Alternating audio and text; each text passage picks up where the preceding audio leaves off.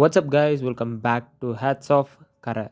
இந்த படம் ஆக்சுவலாக வந்து ரொம்ப பெரிய எக்ஸ்பெக்டேஷன்ஸோடு ரிலீஸ் ஆச்சு. ஏன்னா விக்னேஷ் ராஜாவோட டைரக்ஷன் அண்ட் தனுஷோட ஆக்டிங் அண்டு ஜிவி பிரகாஷோட மியூசிக்குன்ற மாதிரி பெரிய பெரிய ஜாம்பவான்கள் வந்து இந்த படத்தில் வந்து இருந்துமே இந்த படம் ரிலீஸ் ஆன பிறகு வந்து ஏன் அந்தளவுக்கு பேச்சு பொருளாக இல்லை, அண்ட் இந்த படம் நல்லா இருக்குன்னு சொல்லலை, நல்லா இல்லைன்னு சொல்லலை.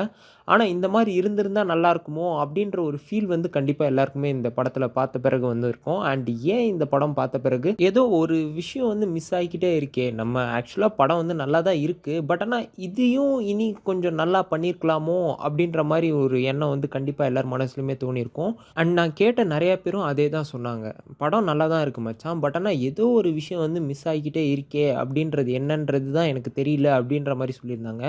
ஆனால் என்னைய பொறுத்த வரைக்கும் படம் வந்து எனக்கு ரொம்ப பிடிச்சிருந்தது. அண்ட் அது ஏன் எனக்கு ரொம்ப பிடிச்சிருந்தது அண்டு சாதாரண மக்கள்கிட்ட ஏன் வந்து அது அந்த அளவுக்கு கனெக்ட் ஆகலை அப்படின்றத வந்து இந்த வீடியோவில் வந்து நான் டீட்டெயில்டாக டிஸ்கஸ் பண்ண போகிறேன்.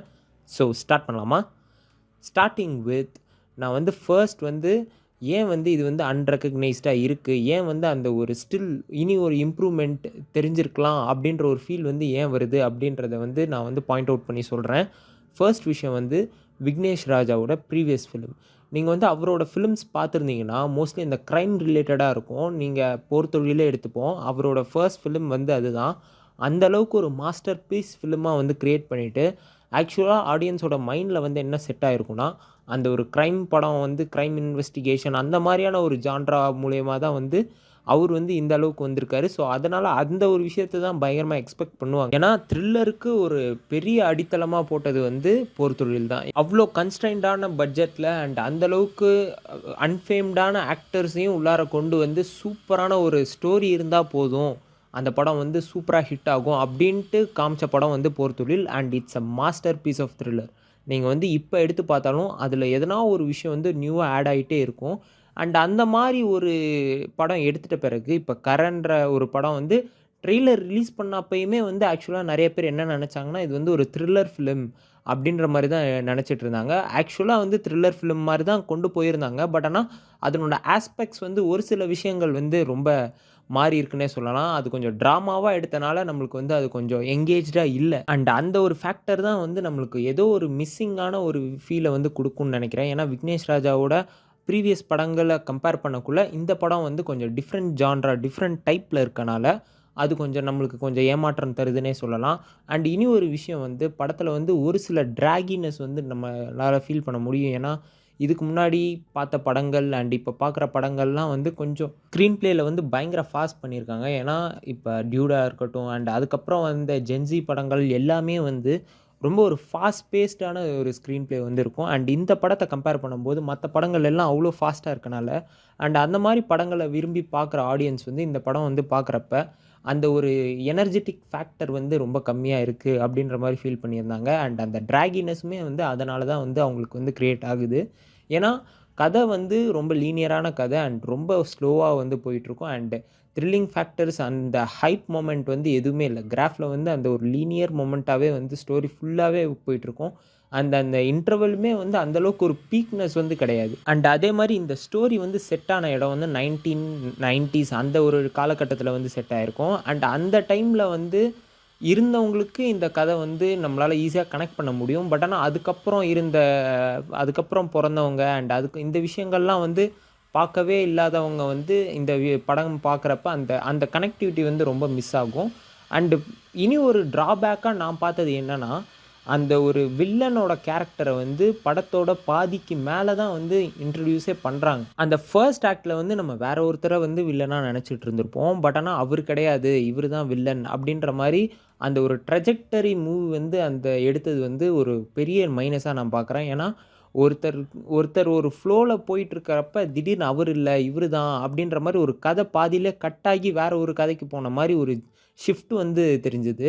அண்டு உண்மையாலுமே அந்த படம் பார்க்குறப்ப ஏதோ 2 வித்தியாசமான படத்தை 2மே கம்பைன் பண்ணி எடுத்த ஒரு ஃபீல் வந்து எனக்கு கிடச்சிதுங்க. ஸோ அந்த மாதிரி ஒரு சில விஷயங்கள் வந்து எனக்கு வந்து ஒரு சில பெரிய ட்ராபேக்காகவே தெரிஞ்சுது. ஏன் நான் இப்படி சொல்கிறேன்னா, போர்த்தொழில் நீங்கள் எடுத்துக்கிட்டிங்கன்னா அதில் வில்லன் வந்து கடைசியாக தான் ரிவீல் பண்ணுவாங்க. பட் ஆனால் அதுக்கு முன்னாடி ஒரு வில்லன் கூட நம்மளால் ட்ராவல் பண்ணிகிட்ருப்போம். அந்த அந்த இன்வெஸ்டிகேஷனுமே வந்து அந்த வில்லனை நோக்கி மட்டும்தான் இருக்கும், அந்த பாயிண்ட்டை நோக்கி மட்டும்தான் இருக்கும். ஸோ இதில் வந்து அந்த ஹாஃப் ஆஃப் த மூவிக்கு அப்புறம் தான் வந்து ஜெயராமே வராரு. ஜெயராம் தான் ஆக்சுவலாக வில்லன் அதில். ஸோ அவர் வந்துட்ட பிறகு அந்த ஒரு கதையே வந்து டோட்டலி அப்படியே சேஞ்ச் ஆகுது. அந்த இன்டர்வல் பிளாக்குக்கு அப்புறம் தான் வந்து ஆக்சுவல் ஒரு கதைக்குள்ளாரையே ஒரு போன ஒரு ஃபீல் வந்து கிடச்சிது. அண்ட் அதே மாதிரி ஒரு சில விஷயங்கள்லாம் ரொம்ப ஆர்ட்டிஃபிஷியலாக இருந்தது. நீங்கள் பேங்க் உள்ளார போய் டைரெக்டாக வந்து கை வச்சு கொள்ளையடிக்கிறதெல்லாம் வந்து இனி கொஞ்சம் டெவலப் பண்ணி அந்த ஸ்க்ரீன் ப்ளேவை இனி கொஞ்சம் இன்டெப்த்தாக எழுதி பண்ணியிருக்கலாமோ அப்படின்ற ஒரு ஃபீல் தான் வந்து எனக்கு கிடச்சிருந்தது. அண்டு இவ்வளோ விஷயம் வந்து நான் வந்து டிஸ்கஸ் பண்ணுறப்ப வந்து அவ்வளோ அன்ரெகக்னைசபிளாக இருக்குது அப்படின்ற மாதிரி நான் சொல்கிறேன் இல்லையா. பட் ஆனால் இந்த படம் ஏன் வந்து எனக்கு ரொம்ப ரொம்ப பிடிச்சிருந்ததுன்றதை நான் இப்போ வந்து உங்ககிட்ட சொல்கிறேன். ஃபர்ஸ்ட் வந்து அந்த சினிமேட்டிக் ஷாட்ஸ். நீங்கள் வந்து அவங்க அப்பா வந்து கேஎஸ் ரவிக்குமார் வந்து இருப்பார். அண்ட் அவரை பார்த்து முடிச்சிட்ட பிறகு, அதாவது அந்த தனுஷ் கேரக்டர் வந்து அப்படியே வந்து போவாப்புல. அந்த டைமில் வந்து அந்த ஒரு சாயங்கால நேரம் அந்த நேச்சுரல் லைட்டிங்கை வச்சு எடுத்திருப்பாங்க பாருங்களேன். Masterpiece. அந்த ₹120 வந்து அதுக்கே செலவு பண்ணலாம்டா அப்படின்ற மாதிரி அந்த ஷாட் வந்து இருக்கும்.